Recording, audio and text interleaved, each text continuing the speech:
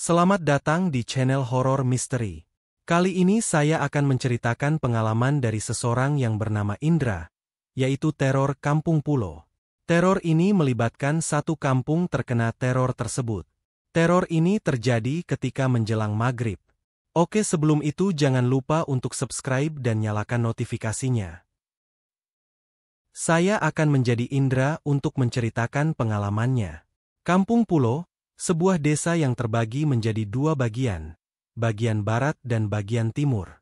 Kedua bagian ini dipisahkan oleh sebuah gereja dan pondok pesantren, sementara seluruh kampung dikelilingi oleh sungai kecil.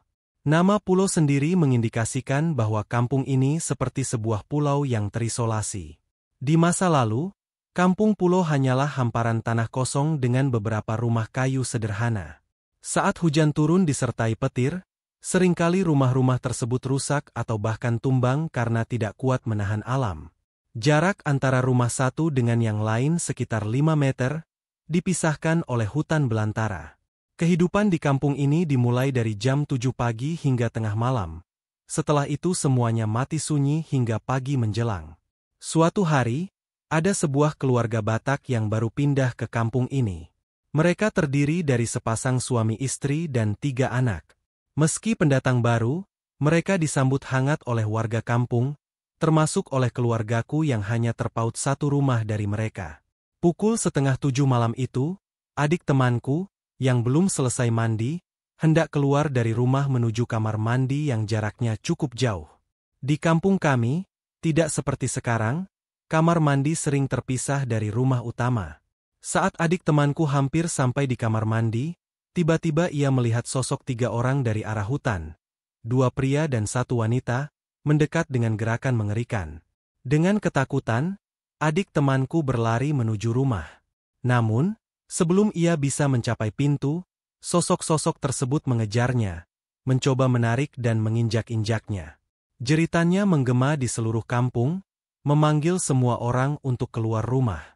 Sebelum mencapai rumah, adik temanku terjatuh dan pingsan dengan jeritan yang memekakkan telinga. Ibu dari adik temanku segera berlari dan membawa anaknya ke dalam rumah. Dalam kondisi setengah sadar, adik temanku bercerita tentang 3 sosok tersebut yang mencoba menariknya. Warga kampung bingung dan mulai mempertanyakan siapa 3 orang itu. Kejadian tersebut membuat seluruh kampung gempar. Para sesepuh kampung segera memanggil orang pintar untuk mencari tahu apa yang terjadi. Kampung Pulo yang biasanya tenang, kini dipenuhi dengan ketakutan dan kecurigaan. Tidak lama setelah kejadian itu, teror kembali terjadi. Tetangga adik temanku, yang rumahnya bersebelahan dengan kuburan tua, mengalami hal serupa.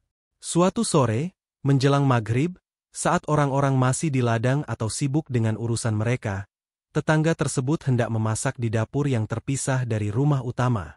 Saat ia sedang mempersiapkan bahan-bahan masakan, 3 sosok yang sama muncul di pintu dapurnya. Kali ini, mereka mendekat lebih cepat, membuat tetangga tersebut berteriak ketakutan. Ia adalah satu-satunya orang di rumah saat itu, dan jeritannya terdengar sampai ke rumah-rumah tetangga. Tetangga yang ketakutan setelah melihat 3 sosok tersebut di dapur segera berlari keluar rumah, menutup pintu dengan tergesa-gesa, dan berlari keluar tanpa ada orang yang bisa ia mintai pertolongan. Tak lama setelah itu, ibunya pulang dari sawah. Dengan napas terengah-engah dan wajah pucat, tetangga itu menceritakan apa yang baru saja ia alami. Ibunya mendengarkan dengan cermat saat anaknya menggambarkan ciri-ciri sosok yang ia lihat. Mereka saling bertatap mata melalui jendela kecil di dapur, wajah-wajah itu begitu jelas. Setelah mendengar deskripsi tersebut, ibunya segera menyadari bahwa ciri-ciri itu cocok dengan orang-orang yang telah meninggal dan dikuburkan di kuburan dekat rumah mereka. Kuburan tersebut adalah milik satu keluarga yang konon meninggal dalam sebuah kebakaran. Menurut cerita yang beredar di kampung, kebakaran itu terjadi sangat cepat, dan sayangnya, tidak ada yang sempat menolong mereka. Keesokan paginya, warga kampung menemukan tulang belulang mereka dan menguburkannya dalam satu liang lahat. Kuburan itu tidak seperti kuburan biasa, bentuknya seperti sebuah rumah kecil dengan tingkat, di mana orang tua dimakamkan di bawah dan anak-anak di atas, semua tertutup rapat dengan semen. Kini, Kuburan tersebut masih ada di sana, menjadi saksi bisu dari tragedi yang menimpa keluarga tersebut. Teror yang dialami tetangga itu membuat semua orang semakin yakin bahwa kejadian aneh ini berhubungan dengan kuburan tersebut. Apalagi, tetangga itu mengaku melihat wajah-wajah yang mirip dengan orang-orang yang dimakamkan di sana. Setelah kejadian itu, warga kampung menjadi semakin waspada. Mereka mulai menghindari area dekat kuburan tersebut saat senja tiba. Ketakutan akan tiga sosok misterius itu terus menghantui Kampung Pulo. Orang pintar yang didatangkan mencoba berbagai cara untuk mengusir teror tersebut, namun hasilnya masih belum terlihat. Suatu hari, tetua kampung memutuskan untuk mengadakan upacara besar. Mereka berharap, dengan melakukan upacara adat dan berdoa bersama, mereka bisa menenangkan roh-roh yang mungkin masih gentayangan di kampung itu. Semua warga berkumpul di dekat kuburan, membawa sesaji dan berdoa dengan khusyuk, berharap agar teror ini segera berakhir. Namun, malam itu, setelah upacara selesai, satu lagi kejadian aneh terjadi. Seorang anak kecil yang tinggal tidak jauh dari kuburan mengaku melihat bayangan tiga sosok itu lagi, kali ini berdiri di depan kuburan seperti sedang menunggu sesuatu. Anak itu berlari ketakutan menuju rumahnya, membuat seluruh kampung kembali diliputi kecemasan. Kejadian demi kejadian aneh terus berlanjut, membuat warga kampung semakin bingung dan takut. Mereka tahu, ada sesuatu yang belum selesai, sesuatu yang mengikat roh-roh itu untuk tetap tinggal di Kampung Pulo. Tetapi, apa yang sebenarnya terjadi, dan bagaimana cara mengatasinya, masih menjadi misteri yang harus dipecahkan. Cerita teror di Kampung Pulo tidak hanya berhenti pada tetangga atau adik temanku, tapi juga menimpa keluargaku sendiri. Kejadian ini bahkan lebih menakutkan karena melibatkan kakakku secara langsung. Saat itu, belum ada yang mencurigai keluarga baru yang datang ke kampung kami. Kehidupan di kampung masih berjalan seperti biasa, meski beberapa warga sudah mulai merasakan keanehan yang selalu terjadi pada waktu maghrib. Tidak pernah siang, tidak pernah malam, semua kejadian misterius ini selalu terjadi sekitar maghrib. Suatu sore menjelang maghrib, kampung kami yang tenang mulai dipenuhi dengan aktivitas anak-anak yang bermain. Kakakku yang saat itu sedang mandi di kamar mandi yang terpisah dari rumah, mengalami kejadian yang sangat mengerikan. Setelah selesai mandi dan kembali ke depan rumah, kakakku keluar lagi untuk mengambil sesuatu. Namun, ketika kembali ke rumah lagi, ia jatuh di dapur yang terletak di belakang rumah, dekat dengan kamar mandi. Orang tua kami segera mengangkatnya ke depan rumah dan mencoba membangunkannya, tapi kakakku tidak kunjung sadar. Para tetangga yang mendengar keributan datang membantu, tapi upaya mereka juga sia-sia.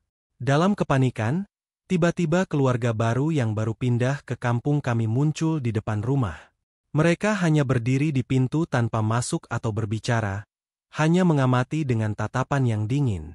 Karena semua orang sibuk mencoba membangunkan kakakku, kehadiran mereka tidak terlalu diperhatikan. Mereka dianggap sebagai orang kampung yang datang karena mendengar keributan. Setelah beberapa saat, keluarga baru itu kembali ke rumah mereka tanpa mengucapkan sepatah kata pun. Tak lama setelah itu, kakakku mulai kejang-kejang, membuat semua orang semakin panik. Ibu kami segera memanggil orang pintar untuk datang dan membantu. Orang pintar itu segera memeriksa kakakku dan mencoba berbagai cara untuk menyadarkannya. Setelah beberapa saat, kakakku akhirnya sadar, tapi wajahnya masih terlihat ketakutan dan bingung. Ketika ditanya apa yang terjadi, ia hanya bisa mengatakan bahwa ia melihat tiga sosok yang sama dengan yang dilihat oleh tetangga dan adik temanku. Kakakku mengatakan bahwa sosok-sosok itu mencoba menariknya ketika ia berada di dapur. Ia merasa seperti terjebak dalam mimpi buruk yang sangat nyata, dan sosok-sosok itu terus mendekat, mencoba meraihnya. Kakakku merasa sangat ketakutan dan tidak berdaya. Setelah kejadian itu, ia menjadi sangat ketakutan setiap kali menjelang maghrib, dan selalu memastikan untuk tidak berada di luar rumah saat waktu itu tiba. Keadaan di Kampung Pulo semakin mencekam. Warga kampung semakin yakin bahwa kejadian-kejadian aneh ini berhubungan dengan keluarga baru yang datang. Mereka merasa bahwa keluarga baru itu membawa sesuatu yang tidak diinginkan ke kampung kami. Tetua kampung memutuskan untuk mengadakan pertemuan besar dan memanggil orang pintar untuk mencari tahu lebih lanjut. Mereka juga meminta keluarga baru itu untuk hadir dan memberikan penjelasan. Namun, ketika keluarga baru itu datang ke pertemuan, mereka hanya mengatakan bahwa mereka tidak tahu apa-apa tentang kejadian aneh tersebut. Kampung Pulo yang sebelumnya tenang dan damai, kini dipenuhi dengan ketakutan dan ketidakpastian. Warga kampung terus berjaga-jaga, berharap bisa menemukan jawaban dan solusi untuk menghentikan teror yang menghantui kampung mereka. Tapi, semakin mereka mencari jawaban, semakin banyak pertanyaan yang muncul, membuat misteri di Kampung Pulo semakin dalam dan menakutkan. Sejak beberapa kejadian itu, suasana di Kampung Pulo berubah total. Ketika malam tiba, tidak ada lagi kehidupan di luar rumah. Jam 7 atau 8 malam, kampung sudah sangat sepi. Semua rumah tertutup rapat, tidak ada aktivitas yang berani dilakukan di luar rumah. Kampung yang dulu penuh dengan canda tawa anak-anak dan kegiatan warga, kini berubah menjadi tempat yang sunyi dan menakutkan. Namun, kejadian yang lebih parah terjadi pada suatu siang. Bukan maghrib seperti biasanya. Waktu itu, anjing-anjing di kampung mulai menggonggong dengan suara yang tidak biasa. Gonggongan mereka terdengar seperti menghirup sesuatu yang tidak cocok. Ada sekitar 3 atau 4 anjing yang menggonggong dengan jarak yang tidak dekat. Namun suaranya sangat mengganggu dan menambah ketakutan. Orang tua di kampung yang dianggap sebagai pemuka dan dituakan, segera memberi peringatan kepada semua warga. Mereka berkata, "Hati-hati, mungkin sudah datang dia." Pernyataan ini membuat semua orang panik. Mereka disuruh masuk ke dalam rumah dan mengunci pintu rapat-rapat. Orang tua yang fana di kampung tersebut berusaha untuk menenangkan warga dengan mengatakan bahwa mereka akan melakukan ritual untuk melindungi kampung. Namun, ketakutan sudah menyebar luas. Tidak ada yang berani keluar rumah bahkan untuk keperluan mendesak. Warga kampung mulai berkumpul di rumah masing-masing, berdoa dan memohon perlindungan. Mereka membawa sesaji dan berusaha untuk menenangkan roh-roh yang mungkin sedang mengganggu. Meskipun begitu, rasa takut tetap ada, dan setiap kali anjing menggonggong, hati mereka semakin cemas. Kejadian demi kejadian aneh dan menakutkan terus terjadi di Kampung Pulo. Meskipun orang pintar dan sesepuh kampung sudah berusaha melakukan berbagai cara untuk mengusir teror tersebut, hasilnya masih belum terlihat. Warga kampung hidup dalam ketakutan yang tidak kunjung reda, berharap suatu hari nanti mereka bisa kembali hidup dengan tenang tanpa adanya gangguan dari roh-roh yang tidak dikenal. Setelah malam yang menegangkan itu berlalu tanpa masalah, warga kampung mulai merasa sedikit lega. Namun, kejadian serupa kembali terjadi, kali ini di tempat lain yang masih merupakan bagian dari kampung kami. Korban kali ini adalah anak-anak yang tinggal tak jauh dari rumah kami. Dan kejadian itu terjadi persis saat maghrib. Anak-anak tersebut ditemukan dalam kondisi seperti korban sebelumnya, dengan bekas cekikan di leher. Sama seperti sebelumnya, mereka adalah anak-anak SD yang masih polos dan tidak mengerti apa-apa. Kejadian ini membuat warga kampung semakin waspada dan penuh ketakutan. Semua orang mulai merasa bahwa ada sesuatu yang sangat tidak beres di kampung kami. Para orang tua di kampung kemudian berkumpul untuk mencari solusi. Mereka mulai saling bertukar pikiran, mencoba memahami apa yang sebenarnya terjadi di kampung kami. Ada yang curiga dengan kedatangan keluarga baru, mengingat sejak mereka datang, kejadian aneh dan mengerikan ini mulai terjadi. Namun, ada juga yang merasa bahwa tidak adil untuk menuduh tanpa bukti yang jelas. Kecurigaan terhadap keluarga baru itu semakin kuat karena mereka adalah orang Batak, dan dalam budaya kami, ikatan kekerabatan sangat kuat. Bahkan, keluarga baru itu memiliki marga yang sama dengan beberapa warga kampung, sehingga mereka dianggap sebagai keluarga sendiri. Inilah yang membuat perdebatan semakin rumit, karena menuduh mereka sama saja dengan menuduh saudara sendiri. Dalam pertemuan itu, suasana menjadi tegang. Ada yang mendukung untuk mencari tahu lebih jauh tentang keluarga baru tersebut, tetapi ada juga yang menolak dengan alasan tidak ada bukti konkret yang bisa mendukung kecurigaan tersebut. Ketegangan ini hampir berujung pada pertengkaran karena perbedaan pendapat yang sangat tajam. Namun, Di tengah perdebatan itu, ada seorang sesepuh kampung yang berbicara. Ia mengatakan bahwa kita tidak bisa terus saling menyalahkan tanpa bukti yang jelas. Ia mengusulkan agar kita memanggil orang pintar lagi untuk melakukan penyelidikan lebih mendalam. Jika memang ada sesuatu yang tidak beres, orang pintar tersebut pasti bisa menemukannya dan membantu kita mencari solusi. Akhirnya, semua orang setuju dengan usulan tersebut. Orang pintar kembali dipanggil, dan kali ini mereka datang dengan persiapan yang lebih matang. Mereka membawa berbagai peralatan dan ritual untuk mencoba mengusir roh-roh jahat yang mungkin mengganggu kampung kami. Ritual besar dilakukan di pusat kampung, melibatkan semua warga yang berdoa dan membawa sesaji. Selama ritual berlangsung, suasana sangat khusyuk dan tegang. Semua orang berharap bahwa ritual ini bisa menghentikan teror yang telah menghantui kampung kami. Namun, meskipun ritual besar itu telah dilakukan, warga kampung masih merasa cemas. Mereka tidak tahu apakah teror ini benar-benar akan berakhir, atau justru akan ada kejadian yang lebih buruk lagi. Kampung Pulo yang dulu damai dan tenang, kini terus diliputi oleh ketakutan dan ketidakpastian, menunggu jawaban dari misteri yang belum terpecahkan. Beberapa minggu setelah kejadian-kejadian mengerikan di Kampung Pulo, sebuah pesta pernikahan digelar di kampung kami. Pesta ini adalah acara besar, khas adat Batak yang mengundang banyak tamu, termasuk dari daerah Toba, yang dikenal sebagai asal mula orang Batak. Kehadiran tamu-tamu dari Toba ini memberikan nuansa berbeda dan menambah semarak pesta.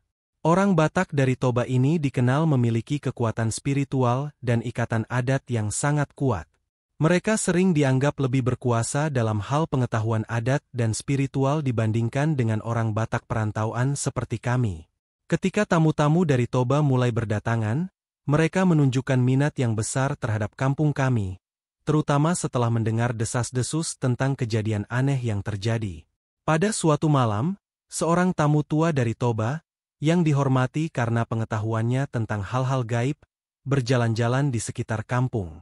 Saat ia berjalan, ia berhenti di tempat di mana biasanya warga kampung nongkrong. Dengan bahasa Batak yang kental, ia mulai berbicara dengan kami. "Hutan ini kayak ada nggak beres," katanya, yang artinya, "Hutan ini sepertinya ada yang tidak beres." Perkataannya membuat kami bingung dan cemas.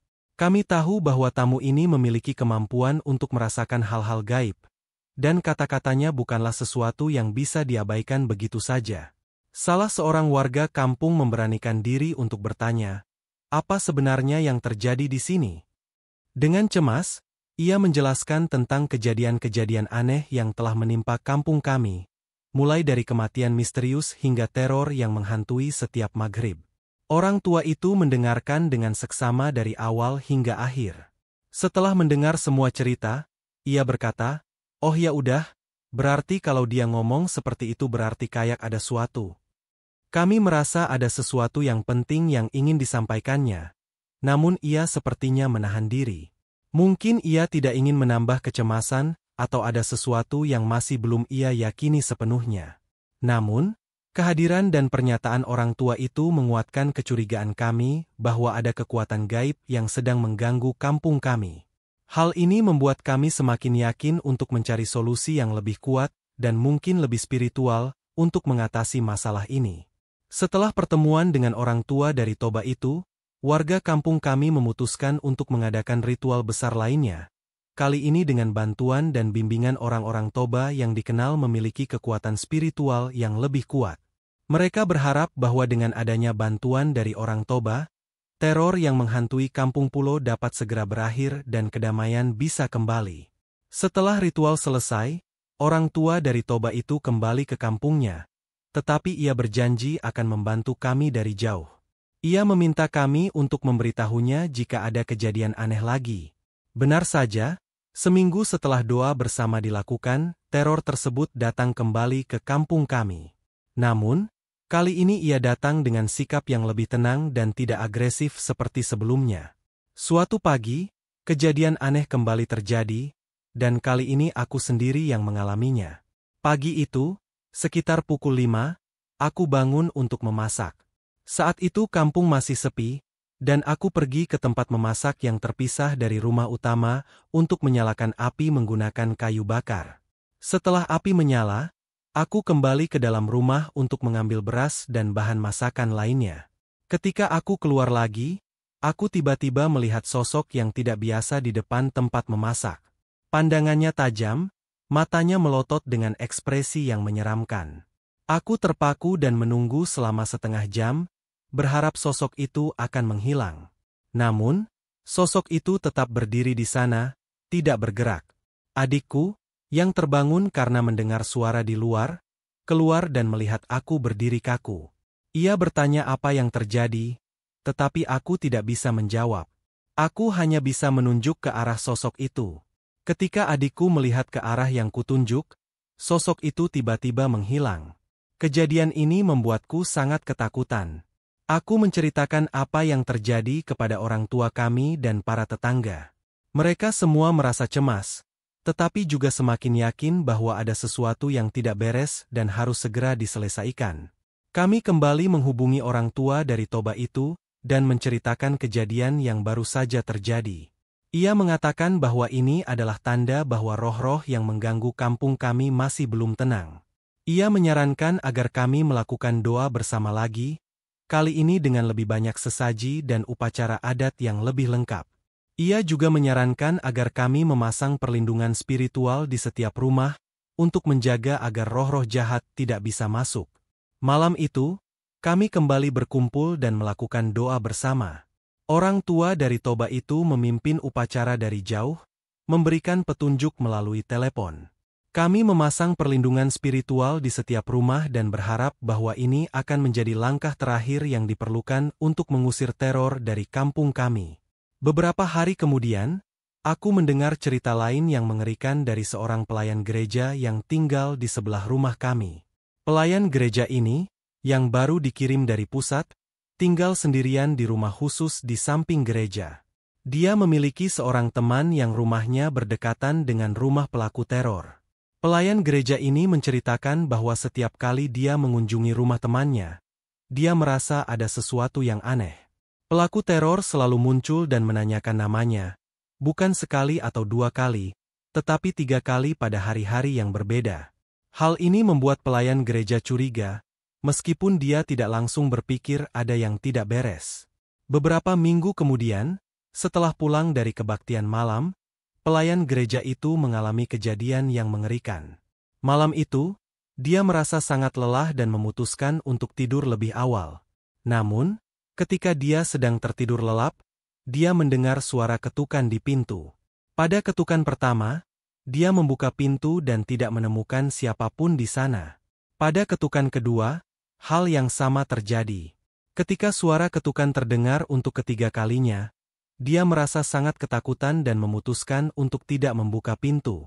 Malam itu, dia mengalami mimpi buruk yang sangat nyata.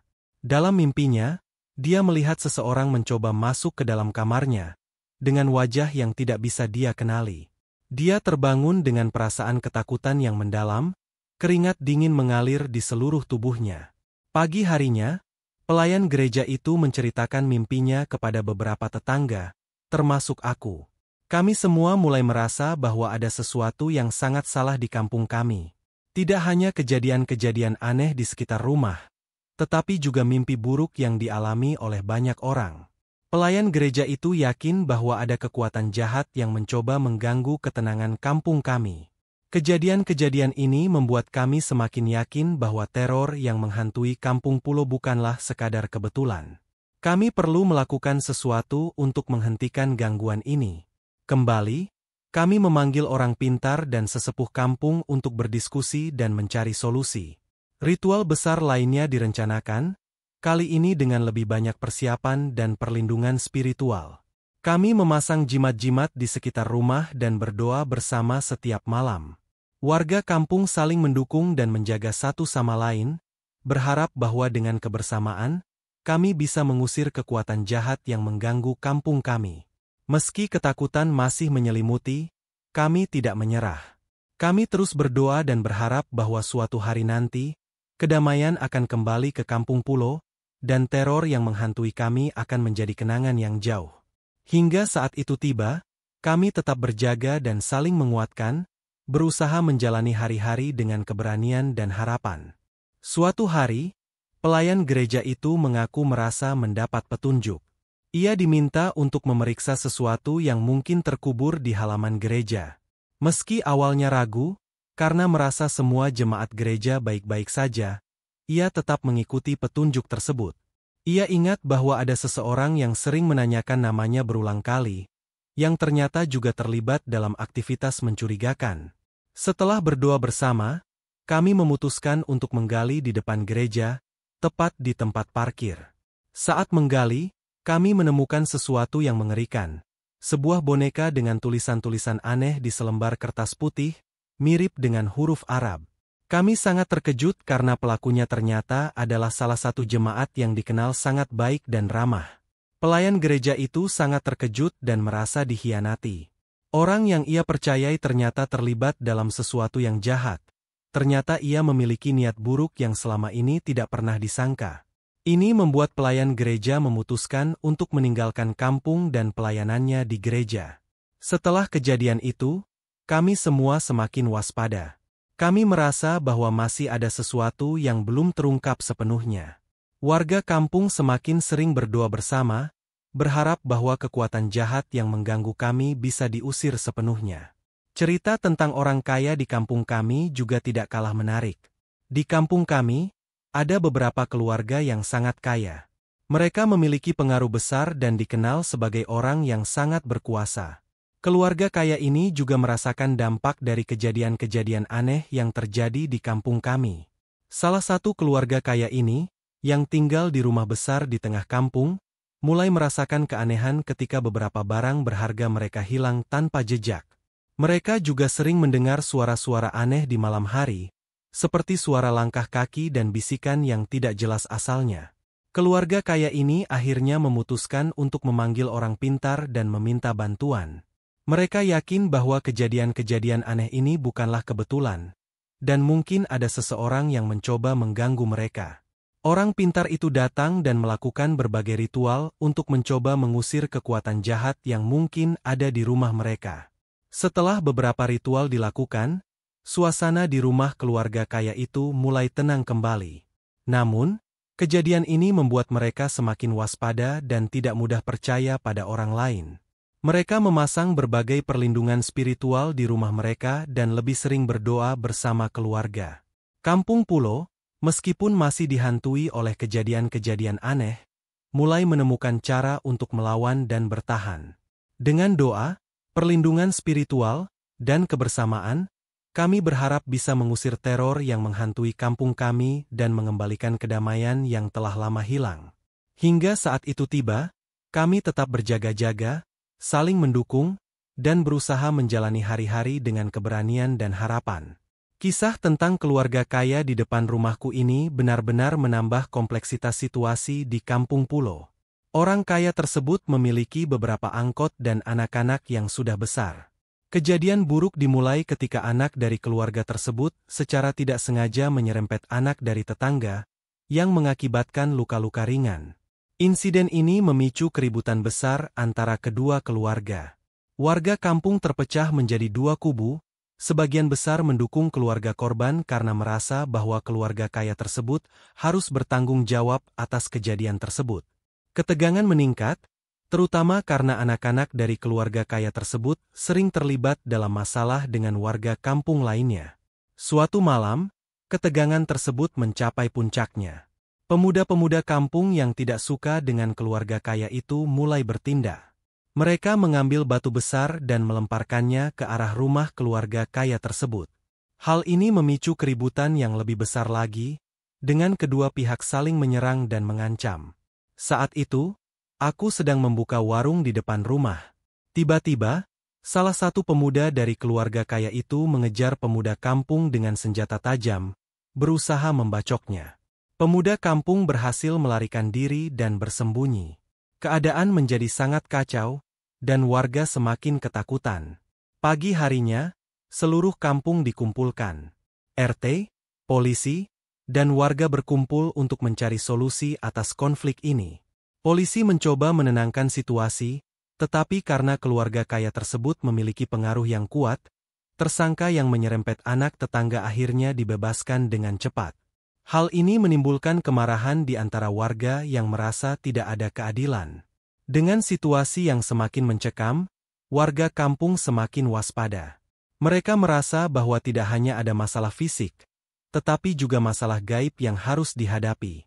Doa bersama dan upacara adat semakin sering dilakukan untuk melindungi kampung dari pengaruh buruk keluarga kaya tersebut. Warga kampung terus berusaha mencari solusi, baik secara spiritual maupun hukum, untuk menghentikan teror dan ketidakadilan yang mereka alami.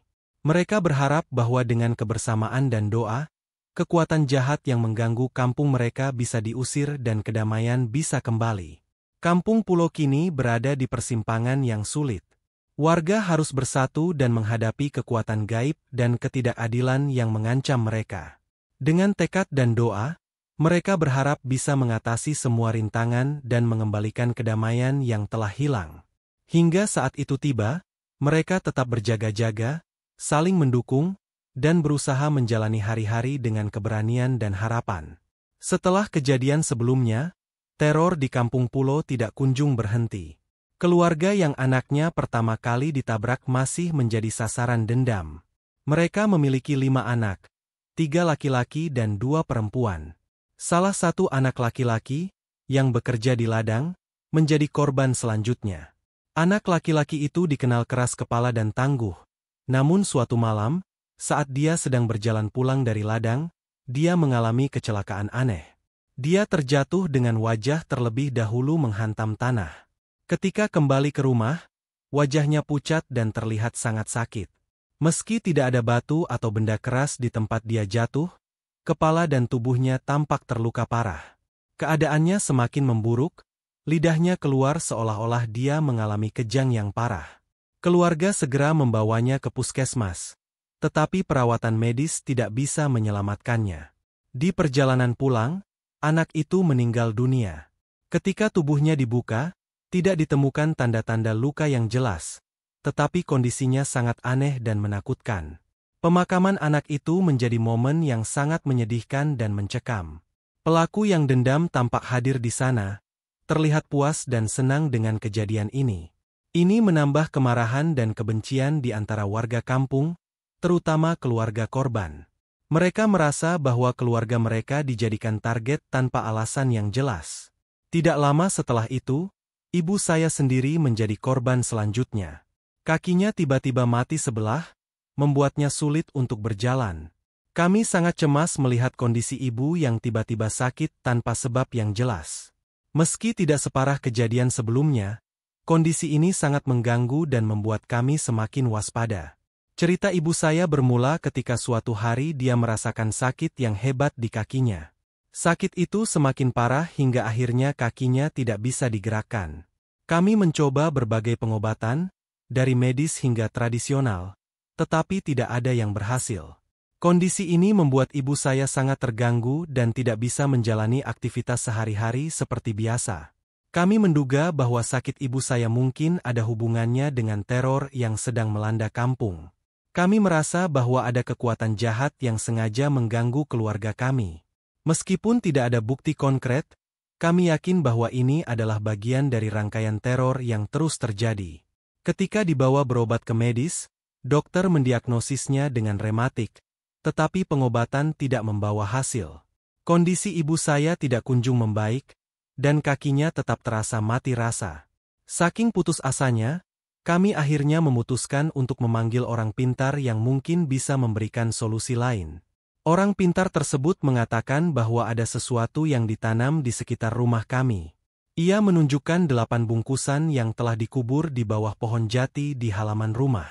Ia menyarankan kami untuk menggali bungkusan tersebut pada malam hari agar lebih mudah terlihat.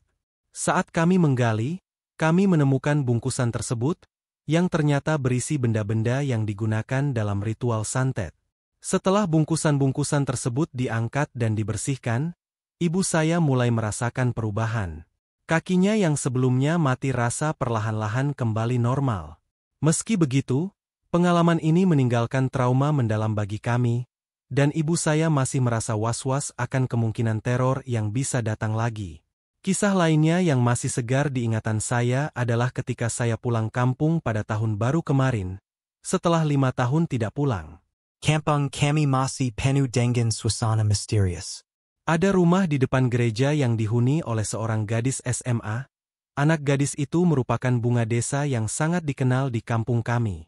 Suatu sore, sekitar jam 6, dia pulang dari sekolah dan menuju rumah neneknya. Hari itu, ia sempat berdebat dengan abangnya, membuat suasana di rumah menjadi tegang. Karena merasa tidak nyaman, ia memutuskan untuk keluar rumah dan membeli sesuatu di warung. Untuk sampai ke warung, ia harus melewati pondok dan kuburan, yang cukup menakutkan saat hari mulai gelap. Saat berjalan, ia merasa ada sesuatu yang mengikutinya. Langkahnya semakin cepat, tetapi rasa takut semakin besar. Ketika melewati kuburan, ia mendengar suara-suara aneh yang membuatnya berlari. Namun, saat berlari, ia merasa ada yang menariknya ke belakang. Dia jatuh dan kehilangan kesadaran. Warga yang menemukan dia segera membawanya ke rumah. Dan ketika sadar, dia menceritakan apa yang dialaminya. Ceritanya membuat bulu kuduk merinding, karena banyak yang percaya bahwa ada sesuatu yang mengganggunya di kuburan itu. Kejadian ini membuat kampung kami kembali resah. Warga semakin waspada dan berhati-hati saat keluar rumah, terutama di malam hari. Teror yang dialami oleh anak gadis itu menambah panjang daftar kejadian aneh yang terjadi di kampung kami, membuat kami semakin yakin bahwa ada kekuatan jahat yang masih mengintai. Kondisi di Kampung Pulo semakin mencekam. Teror yang menghantui warga kampung belum juga reda. Salah satu korban, gadis SMA yang tinggal di depan gereja, kini memiliki penangkal berupa gelang yang harus selalu dipakai. Ia tidak boleh keluar dari kampung dan harus selalu berada di dekat rumah.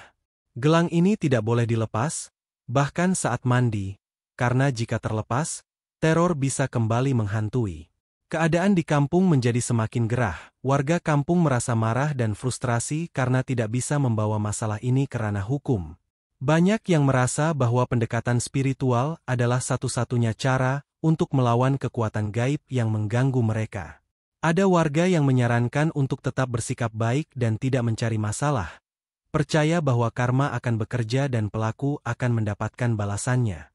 Saya, Ridwan, yang tinggal di Tangerang, hanya bisa pulang ke kampung sekali dalam 5 tahun. Kampung Pulo telah menjadi tempat yang penuh dengan ketidakpastian dan ketakutan. Orang tua saya masih tinggal di sana, meskipun mereka ingin pindah. Namun, karena mereka telah lama tinggal di kampung itu sejak lahir, mereka merasa sulit untuk meninggalkan kenyamanan dan kenangan yang ada. Menanggapi cerita saya sebelumnya, kakak saya sempat menjadi korban teror. Korban-korban lainnya juga mengalami nasib yang sama, kebanyakan meninggal dunia. Hal ini membuat kami bertanya-tanya, apa sebenarnya yang menyebabkan mereka menjadi sasaran? Satu hal yang jelas adalah bahwa pelaku memiliki dendam pribadi terhadap korban-korban ini. Rata-rata, korban adalah mereka yang dianggap tidak menyenangkan atau mengganggu bagi pelaku. Misalnya, anak-anak yang sering bermain di sekitar rumah pelaku atau orang dewasa yang pernah berselisih dengan pelaku. Pelaku menggunakan kekuatan gaib untuk melampiaskan dendamnya, dan sayangnya, banyak yang menjadi korban tanpa tahu alasan sebenarnya. Situasi ini menciptakan ketakutan yang mendalam di antara warga kampung, membuat mereka waspada setiap saat dan berusaha untuk tidak menyinggung perasaan siapapun, terutama pelaku yang dianggap memiliki kekuatan gaib. Warga kampung semakin sering berkumpul untuk berdoa dan melakukan upacara adat, berharap bisa mengusir teror yang menghantui mereka. Mereka juga memasang berbagai perlindungan spiritual di rumah masing-masing, berusaha mencari rasa aman di tengah situasi yang mencekam. Kampung Pulo terus berjuang untuk menemukan kedamaian yang hilang. Dengan doa, kebersamaan, dan usaha yang tidak kenal lelah, warga berharap bisa mengatasi semua rintangan dan kembali hidup tenang. Hingga saat itu tiba, mereka tetap berjaga-jaga, saling mendukung, dan berusaha menjalani hari-hari dengan keberanian dan harapan. Begu ganjang makhluk gaib yang panjang, menjadi kunci dari segala teror yang menghantui Kampung Pulo. Konon, orang yang memelihara begu ganjang biasanya melakukannya bukan untuk kekayaan, melainkan untuk melampiaskan dendam. Korban-korban begu ganjang biasanya memiliki bekas yang khas, dan semakin lama kita menatap makhluk ini, semakin tinggi dan mengerikan ia terlihat. Kejadian-kejadian yang menimpa warga kampung, terutama anak-anak yang menjadi korban, selalu terkait dengan konflik masa lalu antara orang tua korban dengan pelaku yang memelihara begu ganjang. Orang tua saya sendiri mungkin pernah melakukan sesuatu yang tanpa sadar menyakiti hati pelaku, sehingga anaknya menjadi sasaran teror begu ganjang. Satu cerita yang terlupakan namun penting adalah ketika orang tua dari Toba datang dan berbicara dengan para sesepuh kampung.